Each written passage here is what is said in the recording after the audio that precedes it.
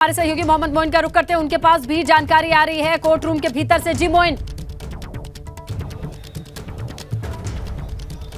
देखिए, आपको बता दें इस वक्त एक और बड़ी खबर है। जिन 3 लोगों को दोषी करार दिया गया था, माफिया अतीक अहमद, उसके वकील खान सौलत हनीफ और साथ ही साथ जो तीसरा आरोपी है दिनेश पासी, इनकी सजा का ऐलान दोपहर 2:30 बजे के करीब हो सकता है।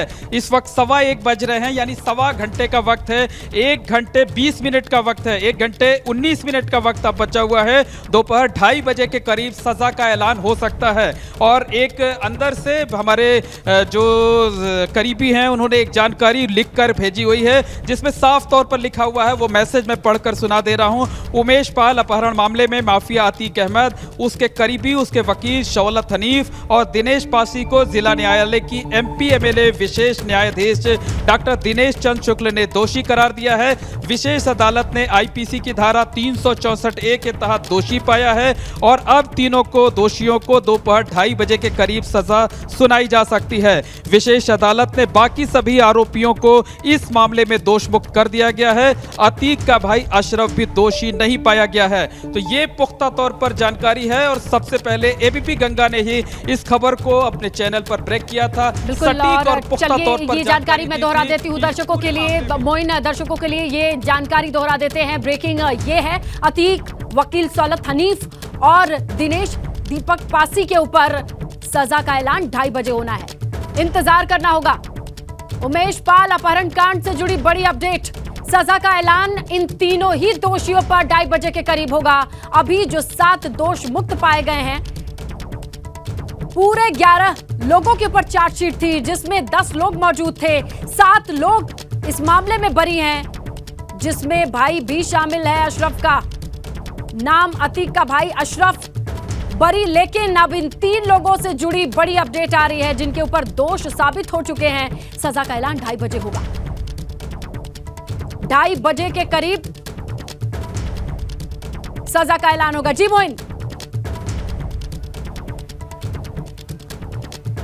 जी बिल्कुल, देखिए 3 लोगों को दोषी करार दिया गया है और जिन लोगों को दोषी करार दिया गया है उनकी सजा का ऐलान आज दोपहर 2:30 बजे हो सकता है। अभी सजा पर बहस भी शुरू नहीं हुई है और सजा पर जो बहस है वो पूरी होने में तकरीबन 40-45 मिनट का वक्त लगता है। हालांकि ये सिर्फ औपचारिकता होती है। औपचारिकता इस बात की होती है कि जो वादी पक्ष होगा, जो अभियोजन का पक्ष होगा, वो मैक्सिमम पनिशमेंट की मांग करेगा। इसके साथ साथ आपको बता दें कि जो आरोपी पक्ष होते हैं, जो दोषी करार दिए जाते हैं, उनकी तरफ से मिनिमम पनिशमेंट की मांग की जाती है, यानी कम से कम सजा दी जाए, इसकी मांग की जाती है। तो एक बार फिर से हम दोहरा देते हैं कि उमेश पाल अपहरण केस में अतीक अहमद, उसका वकील खान सौलत हनीफ और जो तत्कालीन कारपोरेटर था दिनेश पासी, इन 3 लोगों को ही कोर्ट ने दोषी माना है। जो 7 लोग थे उन्हें दोष मुक्त करार दिया है। जिन 7 लोगों को इस मुकदमे से बरी किया गया है उनमें अतीक अहमद के भाई अशरफ का भी नाम है। वो अशरफ जो कि माफिया अतीक अहमद का भाई है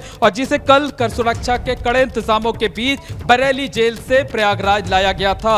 तो अशरफ की फिजिकल प्रेजेंस नहीं पाई गई थी, साजिश रचने का ही उस पर आरोप था। लेकिन जो आरोप था, जो उमेश पाल की FIR हमने पढ़ी थी, उसके में साफ तौर पर लिखा हुआ था कि 28 फरवरी 2006 की तारीख थी, शाम का वक्त था, प्रयागराज के सुलेम सराय इलाके का फांसी इमली की जगह थी। वहां से लैंड क्रूजर गाड़ी से अतीक अहमद था, पीछे 2 और गाड़ियां थीं और उमेश पाल को अगवा किया गया। अगवा करने के बाद उसी लैंड क्रूजर गाड़ी पर लाद करके अतीक अहमद के ऑफिस ले जाया गया था। वहां उसके साथ मारपीट की गई थी, करंट लगाया गया था और अतीक अहमद के जिस वकील खान सौलत हनीफ को भी कोर्ट ने दोषी माना है। आरोप है कि उन्होंने ही जबरन हलफनामा तैयार कराया था, जबरन कागजात पर दस्तखत करवाए थे और इसी वजह से कोर्ट ने खान सौलत हनीफ को भी दोषी माना है। इसके साथ साथ दिनेश पासी, जो कि उस इलाके का कभी कारपोरेटर हुआ करता था, उसको भी दोषी माना है। जबकि अतीक अहमद के भाई अशरफ समेत 7 आरोपियों को इस मुकदमे से दोष मुक्त कर दिया है। तो कोर्ट में इसी वजह से सन्नाटा पसरा हुआ था। था। अतीक अहमद सिर झुकाए चुपचाप इस फैसले को सुनता रहा, उसने कोई प्रतिक्रिया नहीं दी और इस वक्त भी कोर्ट रूम में अतीक अहमद शांत खड़ा हुआ है। हालांकि उसका भाई जो तस्वीरें आ रही है मोइन, वो भी बताते चले कोर्ट रूम में अतीक भले शांत है लेकिन माहौल बहुत गर्म है। दो तस्वीरें कोर्ट रूम के भीतर और बाहर की आ रही हैं। बाहर जिस तरीके का जमावड़ा है, हमारे सहयोगी विवेक के कैमरे से हमने देखा ही, जहां लगातार लोगों की जिज्ञासा है, वो जानना चाहते हैं कि आखिरकार क्या सजा सुनाई जाएगी। दूसरे तमाम अधिवक्ताओं की फौज है जो इस बात का विरोध प्रदर्शन भी कर रही है कि पाल समाज से आते थे, अधिवक्ता की ड्रेस में गोली मारा गया था, उनका विरोध प्रदर्शन भी सामने आ रहा है। तो कुल मिलाकर के कोर्ट रूम के भीतर जो हलचल है वो बहुत ज्यादा है और ऐसे में 2:30 बजे तक का इंतजार करना होगा। सजा क्या सुनाई जाएगी ये जरूरी है। ये देखिए लॉबी की तस्वीरें आप देख रहे हैं, किस तरीके से कोर्ट रूम की लॉबी दिखाई दे रही है। अंदाजा लगाइए, गहमा गहमी है, सुरक्षा के कड़े इंतजाम है, क्योंकि जिन्हें साबरमती से लाया गया हो, जिन्हें बरेली से लाया गया हो, चित्रकूट से लाया गया हो, सुरक्षा के इस घेरे में, मजबूत घेरे में, वो सब के सब एक छत के नीचे मौजूद हैं। ऐसे में उनकी मौजूदगी और उनकी सुरक्षा जज के सामने सब कुछ की जिम्मेदारी है। उसके साथ जो अधिवक्ता समाज है वो एजिटेटेड है, वो नाराज है, वो नारे लगा रहा है, प्रदर्शन कर रहा है कि उमेश पाल की हत्या की गई थी जब वो ड्रेस में थे। तो कई चीजें एक साथ चल रही हैं, लेकिन जहां चुप्पी है, सन्नाटा है, आंखों में आंसू है, वो 3 आरोपी जो दोषी करार दिए जा चुके हैं, जिसमें माफिया अतीक भी शामिल है। और अब ये बहस चल रही है। भीतर से कोई और जानकारी मोइन आपके पास?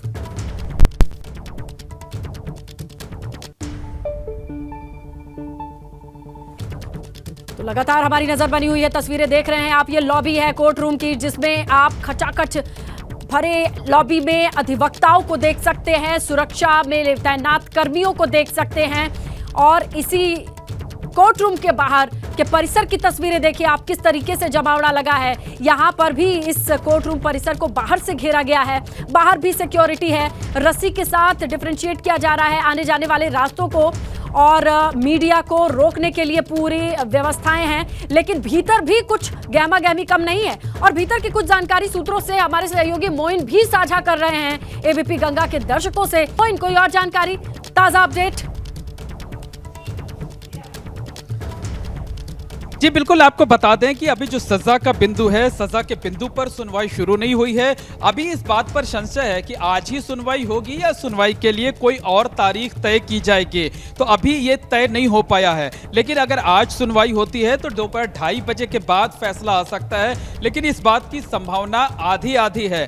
एक संभावना यह है कि आज अब से कुछ देर के बाद सजा के बिंदु पर सुनवाई की जाएगी और जो सभी पक्ष है, चाहे वो अभियोजन का पक्ष हो यानी सरकारी पक्ष हो, उसकी तरफ से दलीलें पेश की जाएंगे। जो वादी पक्ष है यानी उमेश पाल से जुड़े हुए जो लोग हैं, जो उनके पैरोकार हैं, वो अपनी बहस रखेंगे। इसके साथ साथ सबसे आखिर में जो तीनों लोग दोषी करार दिए गए हैं, चाहे वो माफिया अतीक अहमद हो, चाहे उसका वकील खान सौलत हनीफ हो, या फिर जो तीसरा दोषी करार दिया गया आरोपी है दिनेश पासी, जो कि पूर्व में कारपोरेटर रहा है, उसके वकील अपनी दलीलें पेश करेंगे, अपने लिए कम से कम सजा दिए जाने की मांग करेंगे।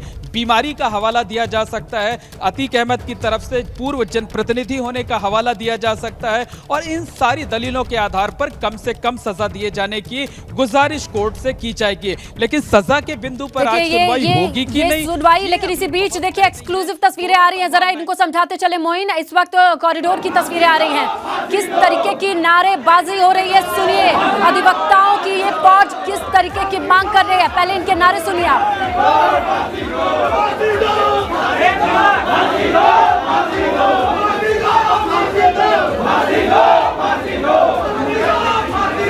सुना आपने, फांसी दो, फांसी दो, फांसी से कम सजा नहीं, ये नारे लगाते तमाम अधिवक्ता हैं। अधिवक्ता समाज इस बात से खफा है कि वकील की ड्रेस में गोली मारी गई थी उमेश पाल को, ऐसे में फांसी से कम की सजा कुछ नहीं हो सकती। 3 आरोपी जिसमें अतीक भी शामिल है, जिन पर दोष साबित हो चुका है, अब दोषी हैं ये, इनकी सजा का ऐलान होना है। ये देखिए तस्वीरें आ रही हैं, अशरफ को जाते हुए देख सकते हैं। अशरफ इस पूरे मामले में बरी हो चुका है। अशरफ को बाहर ले जाती हुई एक्सक्लूसिव तस्वीरें आपके सामने एबीपी गंगा की स्क्रीन पर।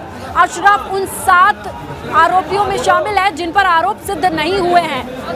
7 लोगों को यहां से बाहर ले जाया जा रहा है। साफ तौर पर देख सकते हैं आगे की कार्रवाई उन 3 लोगों के साथ होगी जो कि दोषी साबित हुए हैं, जिसमें माफिया अतीक भी शामिल है। लेकिन नारेबाजी के बीच 7 लोगों को बाहर निकालते हुए ये तस्वीरें आपके सामने हैं। ये लॉबी है जहां से आगे बढ़ रहे हैं। सुरक्षा के घेरे में अशरफ को ले जाया जा चुका है।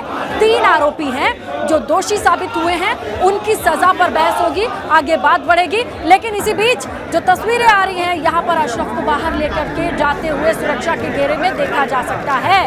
अशरफ को इस मामले में दोषी नहीं पाया गया है, उसे बरी किया गया है। कुल 7 लोग हैं जिसे बरी किया गया है। एक एक करके सुरक्षा के घेरे में उन्हें बाहर ले जाने की प्रक्रिया शुरू है। आगे की प्रक्रिया होगी 3 लोगों के साथ जिनके ऊपर दोष साबित हुए हैं, जिनमें नाम अतीक का भी है। और अब बहस होगी सजा को लेकर के, और सजा क्या होनी चाहिए ये अपनी मांग के साथ अधिवक्ताओं की जो टीम है, जो अधिवक्ता इस वक्त मौजूद हैं, वो नारे लगा रहे हैं। उनकी मांग है फांसी से कम कुछ नहीं सजा होनी चाहिए, और इसी सजा को लेकर के बहस होनी है। इसी सजा को लेकर के उमेश पाल के समर्थक और उनका पक्ष रखने वाले पैरोकार मैक्सिमम अधिकतम सजा की मांग करेंगे, नो मर्सी की मांग करेंगे। तो वहीं दुहाई दी जाएगी खराब स्वास्थ्य की जनप्रतिनिधि होने की, ताकि सजा कम मिल सके। इसी बीच जरा फिर से सुनिए किस तरीके की गहमा गहमी नारेबाजी। इसी बीच 7 लोग जो दोष मुक्त किए गए थे उनको बाहर ले जाया जा रहा है।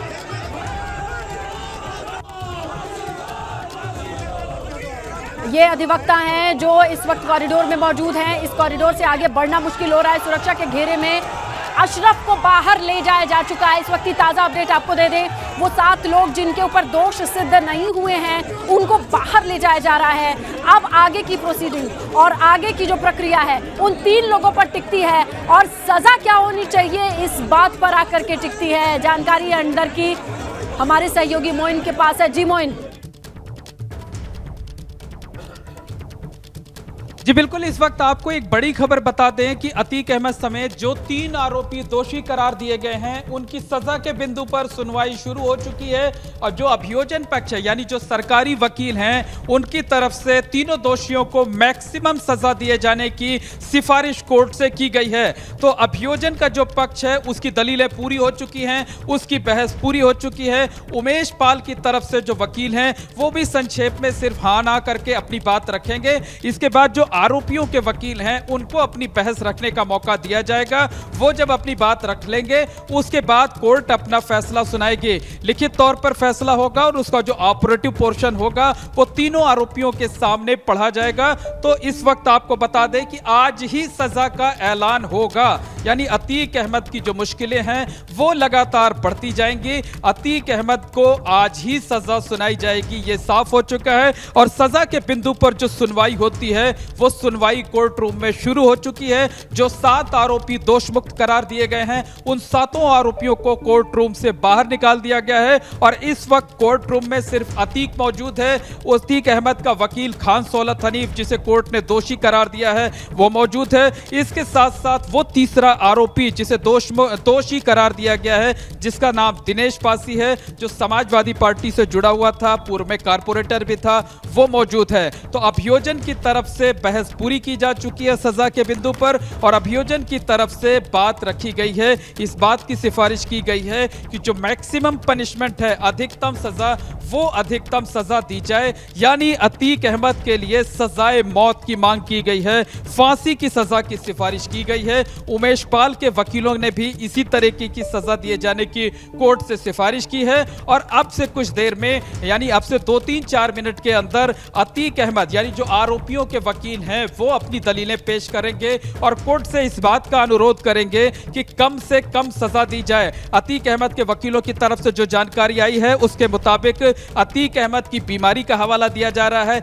यह बताया जा रहा है कि वो डायबिटीज की बीमारी से ग्रसित है, वो हाइपरटेंशन का मरीज है, उसे ब्लड प्रेशर की समस्या है। इसके साथ साथ वो कई बार जनप्रतिनिधि रह चुका है, 5 बार विधायक रहा है, 1 बार सांसद रहा है, इसलिए उसे साधारण कारावास की सजा दी जाए, कम से कम सजा दी जाए। इस तरीके की दलीलें, इस तरीके की बहस अब से कुछ देर के बाद अतीक अहमद की तरफ से रखी जाएंगी। जो दूसरे आरोपी हैं सौलत हनीफ पेशे से अधिवक्ता हैं और उनकी तरफ से ये अधिवक्ता होने की वजह से ये दुहाई दी जाएगी कि कम से कम सजा दी जाए। लेकिन अभियोजन की तरफ से बहस पूरी की जा चुकी है, दलीलें रखी जा चुकी हैं और मैक्सिमम पनिशमेंट की मांग की गई है, मैक्सिमम पनिशमेंट की सिफारिश की गई है। यानी अभियोजन की तरफ से, यानी सरकारी पक्ष की तरफ से यह कहा गया है कि अतीक अहमद को उमेश पाल अपहरण केस में दोषी करार दिए जाने के बाद सजाए मौत दी जाए, फांसी की सजा दी जाए, इस तरीके की सिफारिश की गई है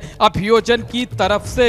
तो कोर्ट रूम से जो लोग दोष मुक्त करार दिए गए थे, अशरफ समेत, उन्हें बाहर निकाल दिया गया है। अब उनमें से एक एक करके जो 2 लोग हैं, चाहे वो फरहान हो चाहे अशरफ, ये दोनों जुडिशियल कस्टडी में पहले से ही रहेंगे और पहले की तरह रहेंगे। जो कि 5 आरोपी जो कि जमानत पर रिहा हुए थे, उन्हें जो है कोर्ट किसी, अगर दूसरा मामला नहीं होगा तो कोर्ट रिहा कर देगी, लेकिन बाहर पुलिस इंतजार उनका कर सकती है। अगर वो किसी दूसरे मामले में वांछित होते हैं तो उनकी गिरफ्तारी हो सकती है, इस तरीके की संभावना है। बिल्कुल मोइन, इस तरीके की संभावना है और जब एक पक्ष को सुना जा चुका है, यानी बहुत ज्यादा वक्त नहीं लगने वाला है मोइन पूरे मामले में।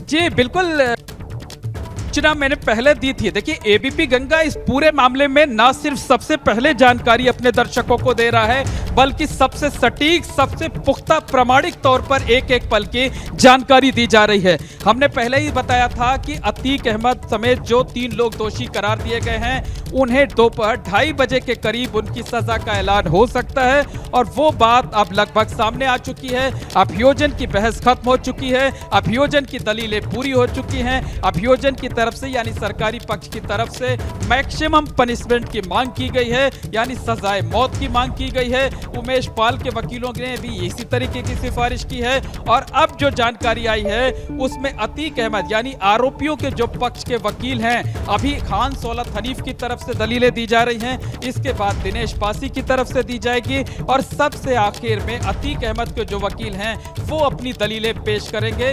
दलीलें किस बिंदुओं पर की जाएंगी वो हमने आपको पहले बता दिया। जो नए दर्शक एबीपी गंगा के जुड़े हुए हैं उन्हें एक बार फिर से जानकारी दे देते हैं कि अतीक अहमद की तरफ से बीमारी का हवाला दिया जाएगा, उम्र का हवाला दिया जाएगा, जनप्रतिनिधि होने का हवाला दिया जाएगा, ये बताया जाएगा कि वो हाइपरटेंशन का मरीज है, बीपी का मरीज है, इसके साथ साथ उसे डायबिटीज की बड़ी समस्या है जिसकी वजह से अक्सर उसे चक्कर आता है, उसकी उम्र हो चुकी है, 5 बार विधायक रहा है, 1 बार सांसद रहा है, इसलिए उसके साथ नरमी बरती जाए और उसे कम से कम सजा दिया जाए। बिल्कुल बिल्कुल मोइन, आप साफ कर दिया है। कोर्ट को भी आप कवर करते हैं, हाई कोर्ट की घटनाओं पर आप नजर रखते हैं, जो दलीलें दी जा सकती हैं, क्या इन दलीलों का फर्क कोर्ट पर पड़ता है कि कोई दुर्दांत अपराधी रहा हो, माफिया रहा हो, 100 से ज्यादा मुकदमे रहे हो और अब उसको डायबिटीज से चक्कर आ रहे हैं तो उसको नरमी मिल जाए? देखिए, ये तो जो भी आरोपी होते हैं उनकी तरफ से हमेशा बचाव में इसी तरीके की दलीलें दी जाती हैं। अगर वो कोई ऐसी गंभीर बीमारी से पीड़ित होता तो शायद कोर्ट उस पर कुछ सहानुभूति करती, उसकी सजा पर कुछ कमी लाई जा सकती थी। लेकिन अभी जो परिस्थितियां हैं उसमें मुझे नहीं लगता है कि अतीक अहमद के साथ किसी तरीके की नरमी बरती जाएगी। और जिस तरीके की बहस हुई है, जिस तरीके से कोर्ट में सुनवाई हुई है, जिस तरीके से कोर्ट ने फैसला सुनाया है, उसमें बहुत मुमकिन है कि अतीक अहमद को 10 साल की कारावास की सजा हो सकती है या उम्र कैद की सजा हो सकती है। फांसी की सजा दिए जाने की संभावना ना के बराबर है, लेकिन यह कोर्ट के विवेक पर निर्भर करता है। वो किन परिस्थितियों को उन्होंने देखा है, किस तरीके से जो अपराध हुआ है उसका ऑब्जर्वेशन उन्होंने किया है, फैसला उनको सुनाना है अपने विवेक के आधार पर, कानून सम्मत जो बिंदु होते हैं उनके आधार पर फैसला सुनाना है। लेकिन जो संभावनाएं हैं, जो कानून के जानकार हैं, उनका यह कहना है कि अतीक अहमद समेत जो बाकी आरोपी हैं उन्हें 10 साल कारावास की सजा हो सकती है या उम्र कैद की सजा हो सकती है। फांसी की सजा होने की उम्मीद ना के बराबर है। बिल्कुल। और मोइन ये भी जानना चाहते हैं कि ये जो दोषी करार दिए गए हैं, अब किस तरीके की प्रक्रिया आगे बढ़ेगी? कब अतीक को जेल ले जाया जाएगा, नैनी जेल? क्या चल रहा है इस वक्त, क्या प्रक्रियाएं चल रही हैं कोर्ट में? देखिए, आपको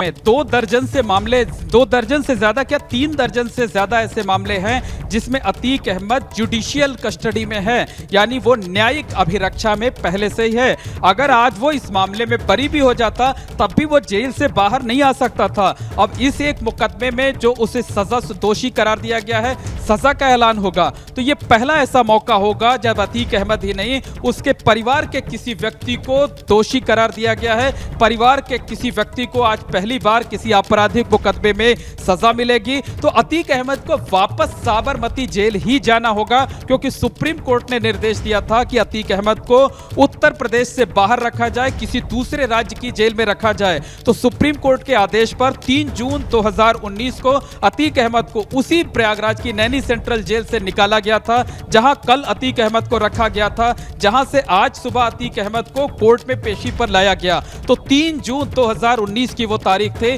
जब अतीक अहमद को प्रयागराज की नैनी सेंट्रल जेल से निकाला गया था, उसे साबरमती जेल भेजा गया था। लेकिन अब 4 साल के बाद फैसले की घड़ी आई है। अभी तक वो एक आरोपी के तौर पर जेल के सीखचों के पीछे होता था, लेकिन अब वो एक बंदी के तौर पर, अब वो एक दोषी के तौर पर कोर्ट जेल में रहेगा, जेल में अपना वक्त बिताएगा। हालांकि जो बातें मैंने आपको पहले बताई कि इसी एमपी एमएलए कोर्ट में अगले तकरीबन 1 महीने में अतीक अहमद के 11 अन्य मुकदमों की भी सुनवाई होनी है, उनमें तारीखें लगी हुई हैं। ये 11 वो मुकदमे हैं जिनमें ऑलरेडी तारीख लगी हुई है और 1 महीने के अंदर की तारीख लगी हुई है। और आज जो सजा का सिलसिला शुरू हो रहा है, अतीक अहमद को दोषी करार दिया जा चुका है, अब सजा का ऐलान भर होना है। तो आज जो सजा का सिलसिला शुरू होगा वो आगे भी जारी रह सकता है। लेकिन इस बीच आपको एक और अहम जानकारी दे दें कि अतीक अहमद को साबरमती जाने में अभी मुश्किलें झेलनी पड़ेंगी, क्योंकि उमेश पाल की जो हत्या हुई थी, उमेश पाल के साथ साथ उनके 2 सरकारी गनर मारे गए थे। बिल्कुल मोइन, हमारे साथ बन रही है कोर्ट रूम की तस्वीर आई है, वो एक बार दर्शकों को दिखा देते हैं कि किस तरीके से लोग नारेबाजी वहां पर कर रहे थे।